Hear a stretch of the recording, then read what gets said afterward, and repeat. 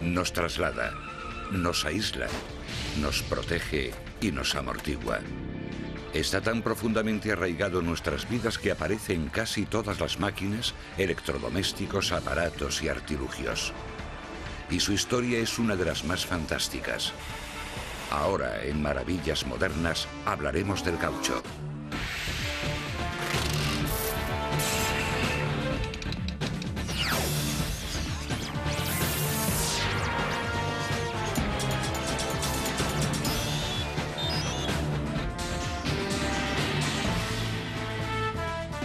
Maravillas Modernas. El caucho. Maleable, duradero, estable, resistente. Estos neumáticos de carreras especialmente formulados cuentan con unas cualidades adhesivas precisas y son la única forma de conectar 8.000 caballos de potencia con el suelo. Estos coches especiales tienen hasta 43 veces más potencia que un coche normal y pueden acelerar de 0 a 160 kilómetros en menos de 8 décimas de segundo, pero solo si los neumáticos de alta tecnología responden a la perfección. En la competición, una de las cosas más importantes es la goma y también es uno de los mayores secretos de los equipos, porque de ahí procede la mayor parte de la velocidad. Diseñados para estirarse como una tira de goma, aumentan de diámetro a medida que crece la fuerza centrífuga. Mientras el neumático permanece estático en el coche antes de arrancar, toda esta zona estará apoyada en la pista. Cuando van por la pista a 400 km por hora, el neumático se eleva y actúa como una marcha más, de manera que el coche puede conservar su potencia en la pista. Utilizamos el automovilismo para avanzar nuestra tecnología. Cada coche que compite es en realidad un laboratorio ambulante. Los coches de carreras, los deportivos y los de competición constituyen una valiosa oportunidad de investigar para los fabricantes de los neumáticos que usan los coches y camiones normales. El neumático es el uso más común del caucho.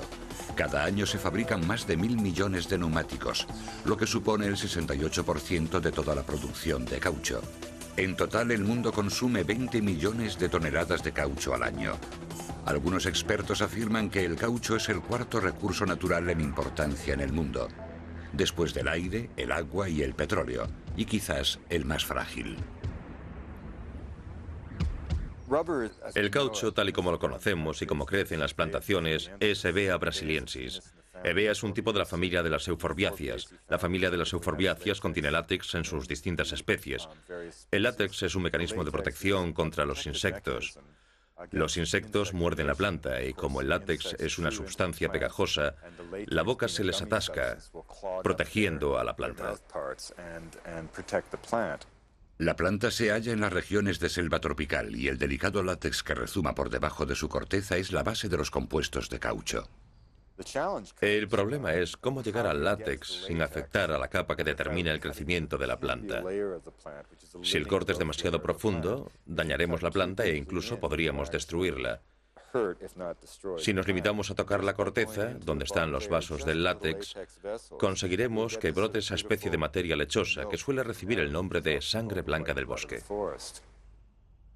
La extracción del látex se remonta al año 1600 a.C. y a la civilización mesoamericana de los olmecas, que en traducción libre significaría el pueblo del caucho. Los olmecas practicaban un sofisticado juego con una pelota de látex que fabricaban introduciendo la pegajosa sustancia en agua hirviendo. Sacaban el líquido del árbol Hevea. Lo dejaban secar, formaban una pelota y así botaba. Servía para jugar muy bien durante un tiempo. Era lo único que sabían del caucho, que no tenía un valor económico especial. Durante el siglo XVI, los conquistadores españoles y portugueses de América del Sur documentaron los diversos usos que las tribus indígenas hacían de la sangre blanca del bosque. Descubrieron que recubriendo los tejidos rudimentarios con látex se convertían en una protección contra la lluvia. Era el látex que se secaba sobre el paño. Hacían capas, hacían zapatos de caucho, pero todos esos productos tenían un importante defecto. Cuando hacía calor, una capa de caucho se convertía en un pegajoso sudario, y cuando hacía frío, un par de zapatos de caucho podía cuartearse como la porcelana. Cuando el maravilloso látex empezó a ser enviado a Europa de forma regular, los impermeabilizadores obligaron a los nativos a sacar más producto de los árboles. Sin embargo, el largo viaje solía acabar estropeando o endureciendo el producto. Hasta 1761, cuando el científico francés François Fresnel descubrió que la trementina era el disolvente ideal para el látex puro y reavivaba su maleabilidad. El descubrimiento permitió el comercio global del caucho sin tratar. A principios del siglo XIX, los europeos y los americanos comprendieron que el caucho podía ser un artículo de consumo. Hubo muchos inventores y químicos que buscaron la forma de hacer que el caucho fuese un producto más viable para una amplia gama de bienes de consumo. El tratamiento del caucho comenzó en serio cuando Thomas Hancock construyó su masticadora en 1918. Hancock descubrió que el proceso de trituración calentaba el caucho hasta que éste alcanzaba una consistencia que permitía darle forma y gracias a la que resultaba más fácil mezclar con otros materiales. Este proceso abrió el camino a la aparición de productos de calidad creados por hombres como Charles McIntosh, quien en 1823 produjo la primera gabardina comercialmente viable, la Mac. Pero el avance más importante en el tratamiento del caucho se produjo por casualidad gracias a un hombre llamado Charles Goodyear. Ocurrió en la cocina de su casa, y casi en secreto, porque este hombre no quería que su mujer se enterase de que seguía intentando conseguir que el caucho resultase útil al ser humano. Y en una de esas, por casualidad, dio con la combinación ideal de elementos. Y la clave fue el exceso de calor al que sometió al caucho. Por eso ese proceso se llama vulcanización, porque Vulcano es el dios romano del fuego. Cuando Goodyear añadió azufre con calor y presión al caucho natural, este formó puentes entre los filamentos de las moléculas del látex y los enlazó de forma irrompible, lo que da al caucho sus propiedades de elasticidad. Fue el descubrimiento accidental de la vulcanización realizado por Charles Goodyear lo que hizo que el caucho dejase de ser una curiosidad para transformarse en un componente fundamental de la era industrial. Fue un descubrimiento extraordinario de consecuencias interminables. Caucho vulcanizado para las suelas de los zapatos, las muñecas y juguetes, ruedas de bicicleta y carro, para el aislamiento de los cables del telégrafo y del tendido eléctrico. Por fin la industria comprendió que el caucho tenía un importante potencial económico. Con la esperanza de sacar partido a las oportunidades que ofrecía, los británicos decidieron cultivarlo en sus colonias y enviaron a Henry Wickham a romper el monopolio que Brasil ostentaba sobre él. Los británicos consiguieron sacar algunas semillas del Brasil e intentaron propagar el árbol hevea. Lograron que algunas de esas semillas germinasen y produjesen árboles y crearon plantaciones de caucho en Sri Lanka o lo que era la isla de Ceilán. Una de las cosas que descubrieron, por ejemplo, es que resultaba mucho más eficaz, tanto en relación a la productividad del látex como a la velocidad de crecimiento de una plantación, propagar los árboles vegetativamente y no por medio de semillas, es decir, usando esquejes de la misma planta. Cuando las plantaciones entraron en funcionamiento, la inversión de papeles fue asombrosa. Con el tiempo, estas plantaciones controladas por los británicos se convertirían en las principales proveedoras de la demanda de caucho mundial. Pero durante la última mitad del XIX, las auténticas fortunas del caucho se hallaban en el corazón de la jungla brasileña.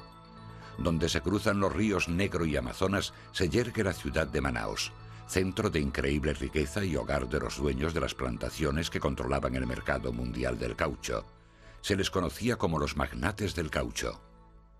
Manaos, que era el epicentro de ese comercio, tenía el consumo per cápita más elevado de diamantes del mundo. Y las prostitutas que llegaban de Marrakech, Tánger y San Petersburgo cobraban $7.000 u $8.000 por una noche de trabajo. Los hombres apagaban la sed de sus caballos con champán francés helado. Las matronas de la ciudad de Manaos enviaban la colada a Portugal porque desdeñaban las turbias aguas del Amazonas. Y toda esa riqueza se basa en este árbol de la vida, el Hevea brasiliensis. Para unos, el árbol de la vida, para otros, el árbol del sufrimiento y la muerte. La penosa tarea de extraer el látex exigía una enorme cantidad de mano de obra que los propietarios consideraban prescindible. Y cuando la provisión de mano de obra del empobrecido noreste del Brasil se agotó, Los magnates del caucho y su avaricia se fijaron en los primeros habitantes de la Amazonia, los indios. Una cosa era asegurar una especie de forma de trabajo vinculado. Es decir, a un campesino pobre se le ofrecían una cantidad de bienes y a cambio él incurría en una deuda de la que nunca escaparía. Una deuda que se heredaría de generación en generación. Una cosa era eso, sí, pero ¿y los indios? ¿Cómo los obligas a trabajar? Los magnates del caucho buscaron un motivo y eligieron el terror. Las atrocidades que se cometieron en el punto culminante del boom del caucho son demasiado horribles como para hablar de ellas. Poco se ha hablado de estas tragedias humanas. Fuera de la jungla, pocos eran conscientes de que el destino de los nativos era la esclavitud. Sin embargo, su sacrificio facilitaría la rápida expansión de las exportaciones de caucho al entrar el nuevo siglo. Fue una época oportuna para los inventos, la innovación y la imaginación. Supuso el nacimiento de un nuevo medio de transporte, el automóvil, que agotaría las provisiones mundiales de caucho. Los ingenieros estudian las características del rendimiento de los neumáticos para que los vehículos de hoy cuenten con el máximo agarre y durabilidad. En los primeros tiempos de la industria del automóvil, los fabricantes luchaban por sacarle un rendimiento adecuado a las ruedas de los carros o las bicicletas. La solución fue el neumático de caucho. Los que tenían visión de futuro se convirtieron en gigantes de la industria del neumático. Dunlop es uno de ellos. John Boyd Dunlop era un veterinario irlandés. Cogió una cámara de caucho y una válvula de un balón de fútbol y con eso recubrió las ruedas de madera de la bici de su hijo y le bombeó aire para acolcharla. Al hacerlo inventó la llanta neumática. En gran medida, muchos de esos inventos fueron provocados por la necesidad. B.F. Goodrich fue cirujano en la Guerra Civil y después de la guerra intentó abrirse camino en el mundo empresarial. Decidió fundar una modesta compañía de caucho en Akron. Consiguió mantenerla abierta lo bastante, luchando mucho, hasta que llegó el automóvil, un hecho que cambió por completo la industria. Y existe un mito en la industria del neumático que resulta sencillo de comprender. Y es que mucha gente cree que Charles Goodyear fundó la Goodyear Tire and Rubber Company, cuando de hecho la fundaron Frank y Charles Seiberling. Y le pusieron ese nombre a su compañía en honor del hombre que había inventado la vulcanización que hacía posible su producto. La historia de la compañía de neumáticos de la familia O'Neill, la General Tire, también tiene su encanto, porque tuvieron éxito no solo con los neumáticos, sino que comprendieron que esta industria tan joven ofrecía otras oportunidades, y una de ellas era la sustitución de los neumáticos. Algunos fabricantes de neumáticos establecieron fuertes vínculos con los de vehículos. Harvey Firestone nació en una granja de Columbia, Ohio, en una zona muy rural del estado. Solían retratarlo como uno de esos hombres que se hacen a sí mismos, que se convirtió en una figura muy importante. Se hizo amigo de un joven llamado Henry Ford, y fue por la cuestión de los neumáticos, por lo que Harvey Firestone se mudó a Akron y fundó la Firestone Tire and Rubber Company. Su amistad de juventud con Henry Ford le reportaría muchos beneficios, porque durante años la Firestone fue la principal proveedora de la Ford Motor Company. Y esa relación, tanto personal como profesional, duró todo el siglo XX. Ford y Firestone eran conscientes de que el caucho era un recurso natural frágil y muy importante.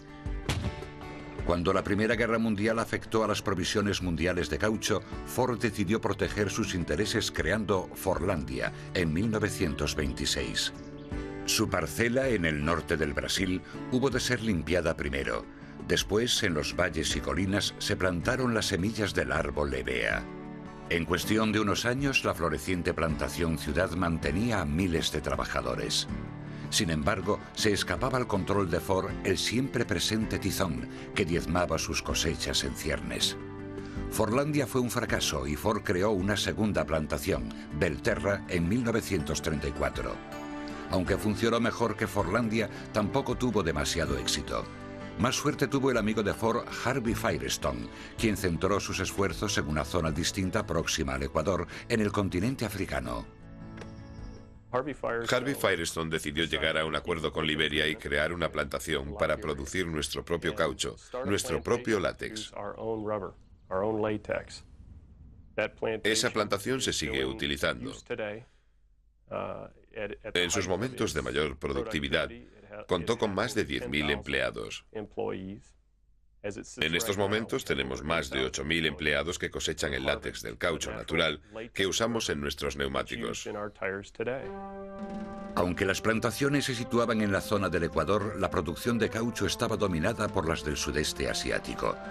Su repentina entrada en la Segunda Guerra Mundial obligó al gobierno de los Estados Unidos a establecer unas cifras de consumo de goma que excedían con mucho la producción de caucho natural.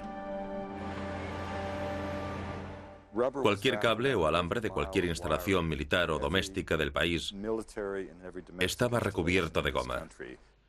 Cada tanque Sherman llevaba media tonelada de goma. Cada barco de guerra de los hundidos en Pearl Harbor contenía más de 20.000 piezas de goma. Después de Pearl Harbor, los japoneses se hicieron con el control de las enormes plantaciones de caucho del sudeste asiático, reduciendo el acceso de los aliados a sus provisiones. Supuso una crisis increíble. En ese momento, el 95% de la provisión de caucho natural crecía en la zona comprendida entre los 15 grados de longitud y latitud de Singapur, el primer lugar que los japoneses pensaban atacar. Los japoneses se quedaron con toda la provisión mundial, dejándonos sin un producto vital en la era industrial. Roosevelt puso en marcha 3 iniciativas draconianas que en una situación de guerra se convirtieron en los grandes símbolos del espíritu de la industria norteamericana. Lo primero que hicimos fue poner en marcha la campaña de reciclaje más grande de la historia de la Tierra. Se pidió a los norteamericanos que conservasen y recogiesen todo el caucho utilizado. Esta recogida de restos fue el centro de una gran campaña publicitaria en los primeros días de la guerra, y se la presentaba como una de las formas que tenía el ciudadano medio de apoyar al país cuando éste más lo necesitaba. La segunda iniciativa requería la ayuda de ciudadanos que supiesen de recursos naturales. Enviamos exploradores botánicos a todos los rincones del mundo libre para que recogiesen hasta la última gota de látex que hallasen. Sobre todo enviamos a los botánicos al corazón de la Amazonia, no solo para asegurar nuevas fuentes de látex, sino, lo que era más importante, hallar la forma de liberarnos para siempre de nuestra dependencia de plantaciones lejanas. Pero fue la tercera iniciativa la que más impacto tuvo. Se trataba de un decreto para fabricar caucho artificial. La orden se envió a los químicos sintéticos. Se les dijo que no tenían más opción que crear una industria. Se les dijo que si en 1943 no habían hallado la forma de hacer 1 millón de toneladas métricas de un producto que ni siquiera estaba en una etapa de desarrollo, se perdería la guerra. Se hizo un esfuerzo enorme para desarrollar caucho sintético. El gobierno nacionalizó muchas de las fábricas, se adueñó de ellas y estableció prioridades para el desarrollo. Y tuvimos éxito. Los descubrimientos básicos realizados en el laboratorio le dieron un buen empuje, pero fue el gran aumento de las cantidades a producir necesarias para la guerra lo que se convirtió en un milagro casi de la categoría del Proyecto Manhattan. Fue una combinación de industria gubernamental e investigación universitaria que se esforzó por alcanzar su meta en un periodo de tiempo muy breve, 2 años, produciendo cientos de miles de toneladas de un caucho sintético de gran utilidad. Fue muy importante. El caucho sintético, la manipulación química de elementos que produjeron una sustancia que emulaba las propiedades del caucho natural. Los experimentos con sintéticos precedieron a la guerra en 2 décadas. Científicos alemanes y americanos compitieron con fórmulas que se basaban en el petróleo para crear Buna N y neopreno. Estos fueron precursores de los compuestos sintéticos responsables de cumplir con las exigencias de los militares. Estos compuestos proporcionaron a la maquinaria de la guerra los recursos de caucho necesarios para funcionar con éxito. El complejo proceso de creación del caucho sintético que se desarrolló durante la Segunda Guerra Mundial aplicaba principios que se utilizan en los materiales sintéticos actuales. Crear caucho sintético es una forma de arte con arraigo en la química más elemental. Los átomos se agrupan para formar moléculas y las moléculas se enlazan para formar polímeros. A medida que se van creando más polímeros, las enormes cadenas se entremezclan de forma similar a los espagueti. A través de la vulcanización se pueden conectar todas esas moléculas individuales formando prácticamente una molécula gigante de caucho. Es como si dejamos un plato de espagueti a secar. Cada tira de espagueti se pegará a la de al lado. Los químicos mezclan ingredientes muy bien medidos usando fórmulas precisas para crear la consistencia exacta deseada. Este es un ejemplo de una fórmula muy sencilla para demostrar los distintos bloques de construcción que se usan en un compuesto de caucho. Este es el polímero sintético puro, SPDM, un etileno propileno con un monómero dieno. A esto le incorporaremos un plastificante. Básicamente es aceite. Es un plastificante que tiene una propiedad específica que estirará y ablandará esta remesa. Este es un ejemplo del negro de carbón que añadiremos a la remesa. Una cantidad muy pequeña consigue mucho. Este es otro de los ingredientes, un material arcilloso parecido al silicato. Este material es el agente vulcanizante. Tiene una base de azufre, pero esos materiales de distintos colores que vemos son diferentes elementos químicos. Esta es una pequeña clase de mezclas para vuestro programa. Cogemos todos los materiales que acabamos de describir y utilizamos una técnica que se denomina mezcla al revés. Primero echaremos el negro de carbón, luego el material para dar consistencia y el plastificante, y después el polímero. El EPDM sintético irá de último. Bajamos el batán, trituramos, lo mezclamos y después, basándonos en la temperatura, añadiremos el agente vulcanizante a la mezcla para conseguir una mezcla homogénea. Como si fuese masa de pan, todos los ingredientes de esta exclusiva fórmula se mezclan bien y se amasan hasta que resultan maleables. Después la mezcla se pasa a un laminador que comprime el caucho hasta darle una consistencia uniforme. Es una especie de magia negra, hasta en cómo se manipula. Después, el compuesto de caucho sintético pasa a través de una segunda cinta llamada calandria que presiona sobre el caucho hasta darle la densidad deseada y que después lo trocea dándole una anchura determinada. A continuación, las tiras se recubren con una solución que ayudará a evitar que el caucho se pegue entre sí. El paso final es colgarlo sobre unos soportes pescante de manera que se enfríe y se seque. Después de la Segunda Guerra Mundial, la fabricación de caucho sintético ha hecho avanzar la ciencia del polímero. Estas mejoras han facilitado la producción de una creación indispensable para la industria, el neumático. El impresionante aumento de la producción de caucho durante la Segunda Guerra Mundial alcanzó su máxima velocidad gracias al apoyo de una maquinaria muy potente. La industria del caucho es la única industria del mundo que utiliza una maquinaria demasiado grande y que dura toda la vida. Aquí tenemos máquinas que cuentan con más de 100 años y que con solo cambiarles los cojinetes, los engranajes y mejorarles el arrastre, aguantarían otros 100 años de producción. En la Rubber City Machine de Akron, Ohio, restauran las herramientas antiguas y las dejan como nuevas. Esta máquina es una laminadora. Por el diseño de su carcasa podemos decir que tiene alrededor de 100 años. Esto es una prensa lubricante fabricada en Pigwell, Ohio. Seguramente en un principio se usó para hacer cajas de batería de caucho duro para automóviles y motocicletas. Es de 1935 o de 1940. Tiene mal aspecto, pero quedará como nueva. Esta es otra laminadora. Es una joya, construida antes de 1900. Volveremos a pulir los rodillos, le pondremos nuevos cojinetes de bronce, nuevos engranajes, por supuesto, y le cambiaremos el arrastre y durará otros 100 años más. La duración y la fuerza bruta de esta maquinaria ayudó a superar la escasez de caucho en tiempos de guerra. Pero la paz no trajo consigo una disminución en la producción de caucho natural y sintético. La verdad es que la guerra llevó adelante muchas cosas en este país. La economía prosperó después de la guerra por muchos motivos, y uno de los más importantes fue que todos los materiales que se desarrollaron como apoyo a la guerra quedaron después al alcance del consumidor. Había demanda de nuevos productos, sobre todo de aquellos que ahorraban mucho trabajo, que mejoraban la calidad de vida, el trabajo doméstico. La nueva unidad familiar tendría coche, incluso quizás 2 coches. Y cada nuevo coche iba equipado con 5 nuevos neumáticos. El rápido aumento de las ventas de neumáticos supuso una buena noticia para la pequeña población de Akron, Ohio. Cuando la industria del neumático empezó a prosperar debido al aumento del número de automóviles, a la construcción de más carreteras y todo eso, la mayoría de las compañías de caucho de Akron se centraron en el neumático como principal fuente de ingresos. Las innovaciones en la tecnología del neumático han sido siempre la mejor forma de animar sus ventas.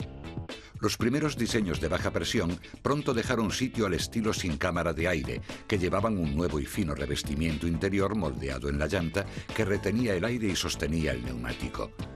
Este diseño se llamó neumático de eje revestido, porque unas correas de caucho reforzado recubrían el eje o dirección de avance para darle fuerza. Después se moldeaban unas capas como superficie externa.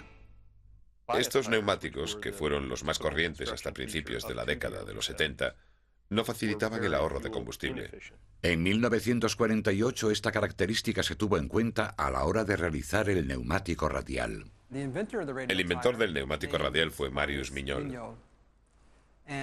Marius Mignol fue contratado por Michelin para trabajar en el departamento de impresión. Pero Michelin le dio la oportunidad de trabajar en diseño y fabricación de neumáticos. Como resultado de ello tenemos el neumático radial. El diseño radial incluía unas correas reforzadas que siguen un dibujo circular perpendicular 90 grados a la dirección de avance.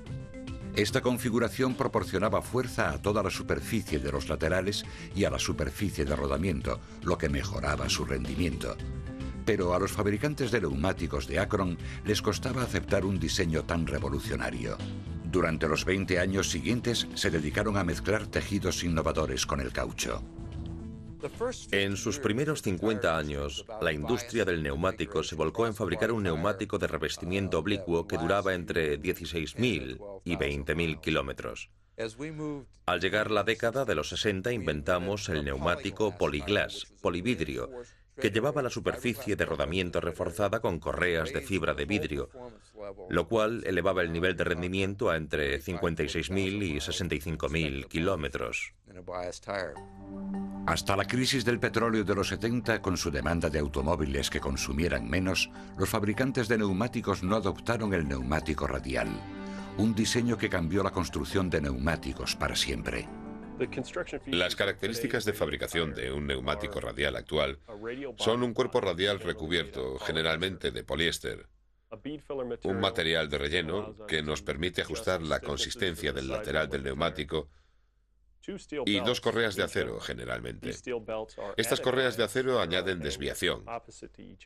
Están situadas en ángulos opuestos para dar al neumático la capacidad de generar agarre en las curvas, además de un material maleable y la banda con el dibujo que trasladan todo el funcionamiento de esta estructura a la superficie de la carretera.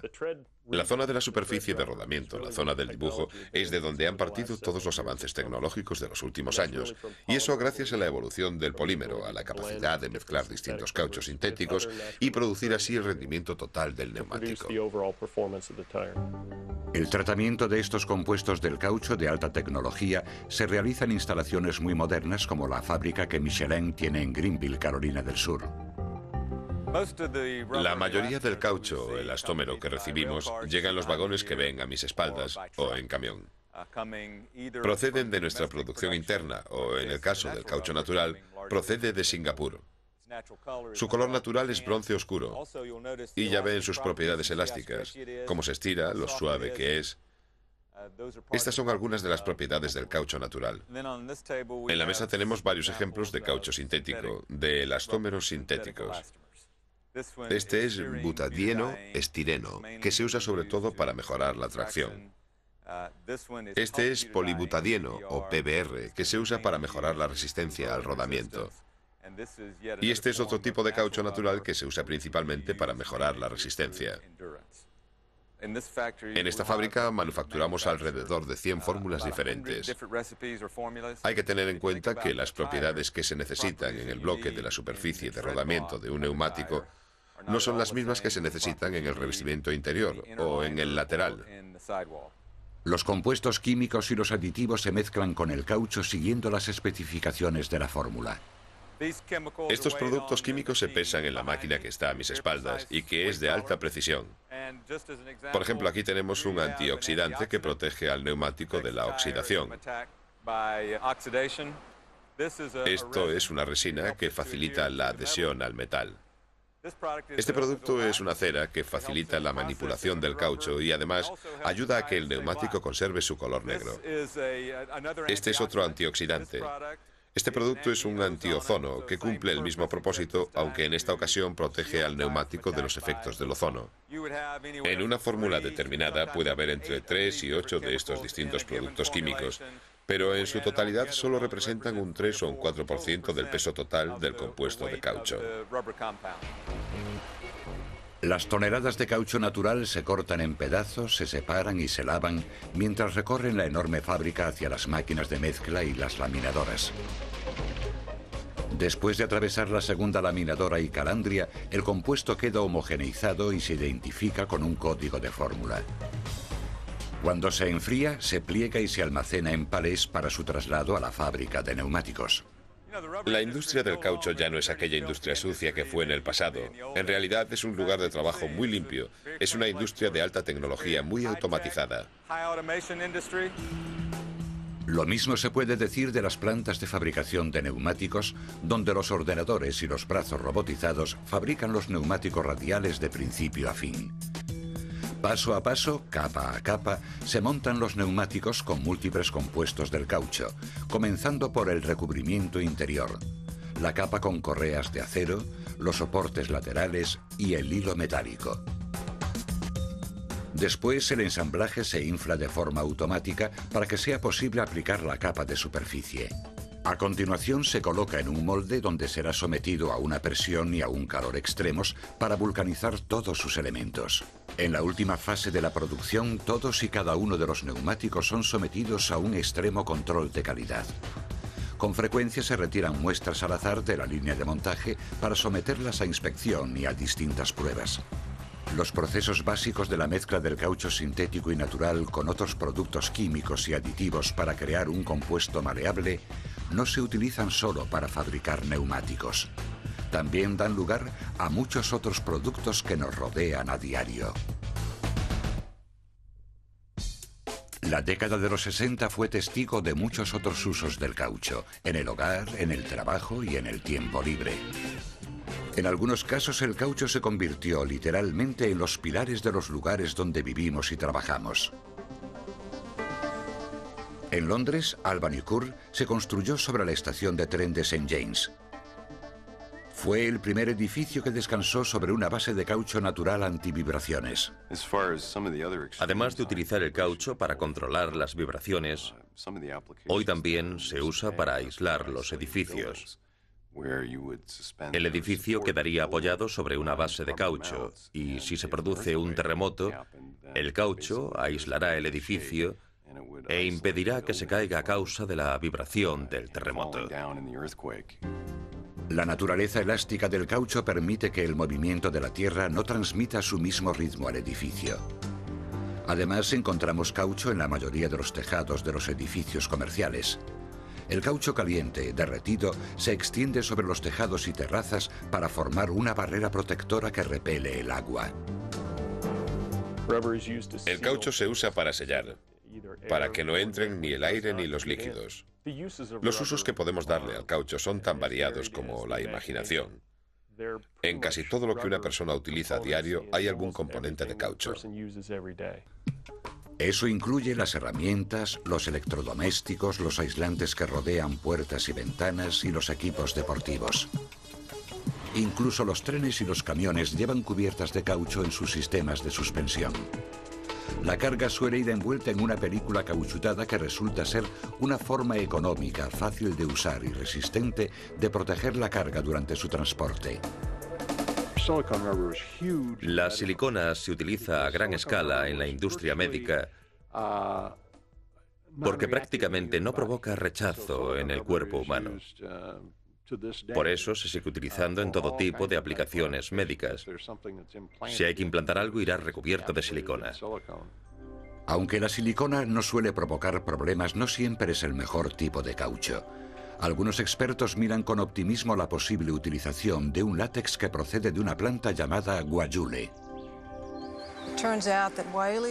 Resulta que el látex del guayule es hipoalergénico comparado con el látex de la hevea. En la industria farmacéutica hay una crisis debido a las reacciones alérgicas que provocan los productos de látex natural, como los guantes. Es posible que un dentista no pueda utilizar los guantes de látex que se usan normalmente porque le provocan una fuerte reacción alérgica.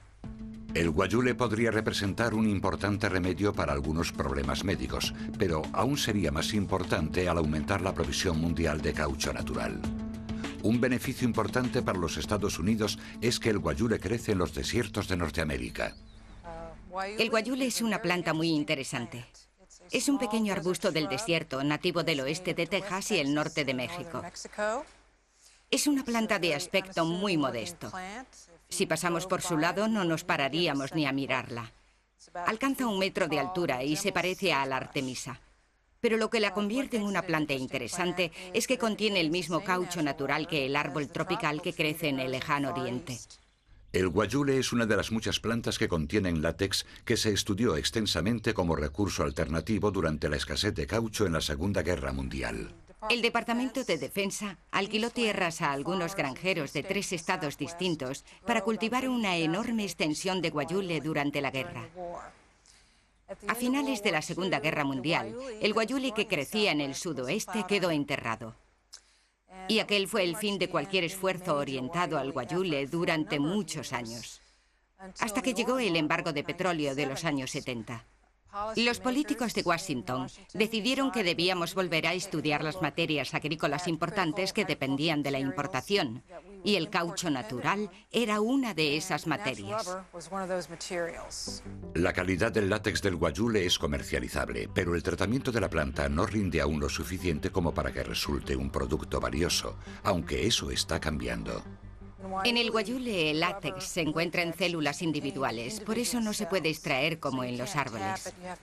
Hay que cosechar toda la planta, triturarla y extraer el látex.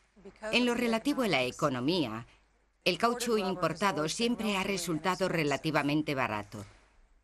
Pero ahora, debido a la calidad hipoalergénica del látex del guayule, sus productos podrán convertirse en un éxito comercial, a pesar de su precio más elevado.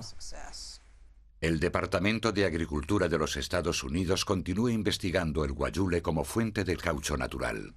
Creo que será un éxito.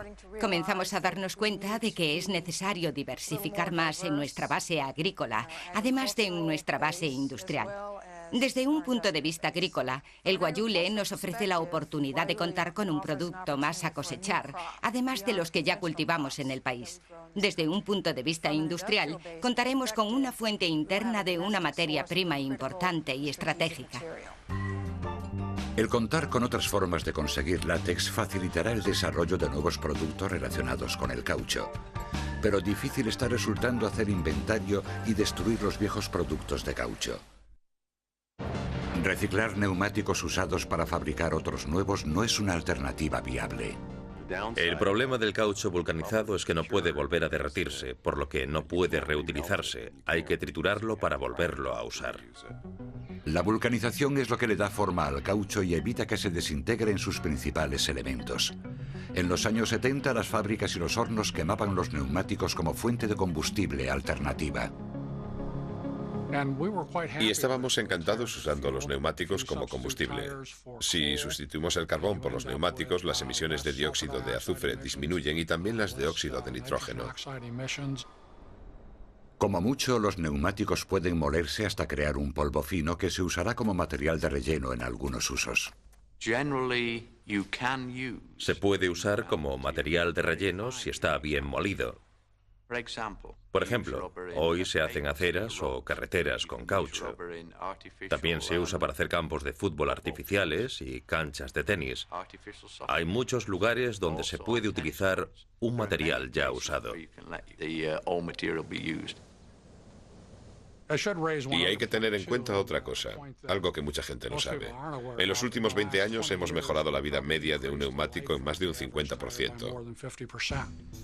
Los neumáticos con garantía de duración son algo normal y podrían hacer disminuir la cantidad de caucho de desecho. Eso también podría reducir la demanda sobre las plantaciones de caucho natural. Según tengo entendido, la mayoría de las tierras buenas para el cultivo de caucho están al máximo. Hay sitio para el cultivo en Indonesia. Hay algo de sitio también para la expansión en Vietnam. Hay sitio para crecer en la China y los chinos están plantando caucho como locos, pero en general la producción de caucho no crecerá tanto como la demanda. El negocio del cultivo de caucho siempre es arriesgado debido a las condiciones climáticas y botánicas, sobre todo a causa del tizón. Lo más curioso del tizón sudamericano es que no es un problema hasta que aparece. Y no tenemos mucha base para determinar cuáles son las posibles consecuencias de que esta enfermedad se extienda por el sudeste asiático. No es que se nos caiga el mundo encima si llega al sudeste asiático. Es un hongo parásito. Podemos controlarlo con fungicidas. El problema es que las grandes plantaciones podrían tener recursos para hacerlo, pero casi el 50% de la producción de caucho en un sitio como, por ejemplo, Malasia, procede de pequeñas plantaciones familiares que no cuentan con esa clase de apoyo infraestructural. Sin embargo, muchos expertos son optimistas y confían en que los elastómeros continúen ocupando los primeros puestos de la innovación tecnológica. Y en el futuro, seguramente nadie tendrá que preocuparse porque se le pinche una rueda. Y ahora que hemos aprendido a usar esta nueva ciencia, esta ciencia relativamente nueva que se llama nanotecnología, el refuerzo de los polímeros con nanopartículas ha permitido el nacimiento de una nueva generación de materiales muy resistentes y ligeros que formarán parte de la industria del transporte, de la industria aeroespacial. Veo una evolución continua de los materiales, un continuo desarrollo de nuevos materiales que estarán a la altura de los nuevos retos. Otra de las cosas que se están haciendo es añadir una característica controlable a la molécula del caucho, gracias a lo cual se puede conseguir que el caucho cambie de forma si se le aplica un campo eléctrico y crear en esencia algo muy similar a una fuerza artificial. La posibilidad de hacer un tejido biomecánico en buen estado a partir del caucho podría ser motivo de alegría para los futuros candidatos a una cirugía reconstructiva. Siempre buscaremos esa importante tecnología que, más que una evolución, supondrá un salto. Estoy seguro de que la encontraremos. Ya hemos vivido esa clase de saltos y la historia nos dice que volveremos a vivirlos. No sé en qué consistirán, pero estoy seguro de que los buscaremos. Solo el tiempo dirá hasta dónde evolucionará la tecnología del caucho. En nuestros hogares, nuestra industria, nuestra ciencia y más allá, el caucho siempre irá unido a nuestra existencia. Y seguiremos necesitando la sangre blanca del bosque que se extrae de la corteza del árbol hevea y que se recoge en pequeños recipientes al igual que se hacía hace 400 años.